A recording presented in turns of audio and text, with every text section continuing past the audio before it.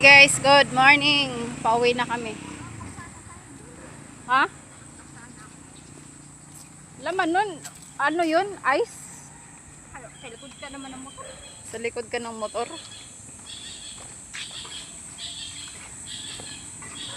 Probinsya, no?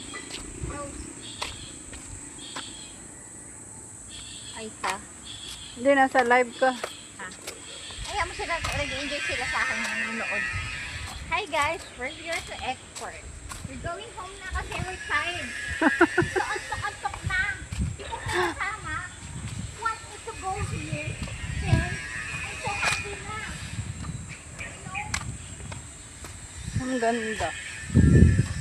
Guys, paglabas kami dito. Kami na kami ha. Kain muna tayo. Pag-break na ang tulog. Para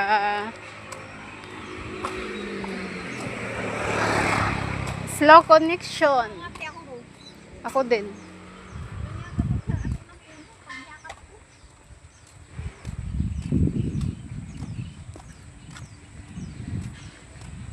For the first time, ayun lang ako gumala ng sa Eco Park.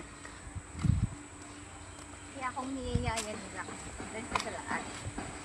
Dating sa Galaan, reklamador ka nga.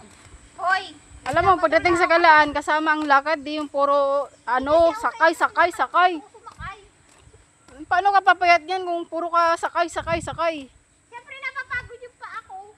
Diyos ko, puro ka pagod. Wala bang bukang bibig mo, kundi pagod. Ganun talaga pag sabi.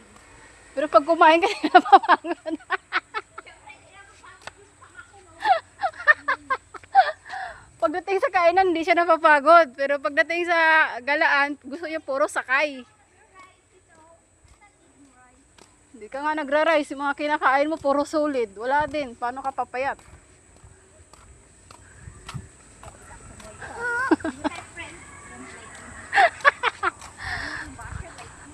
Real talk yun, real talk.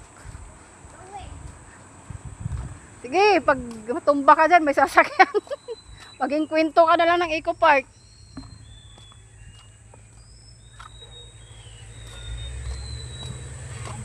Si Butterfly.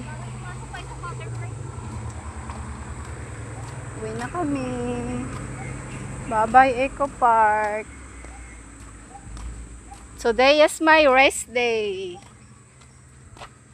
Today, Magluluto ako ng ulam ko kasi later may pasok ako.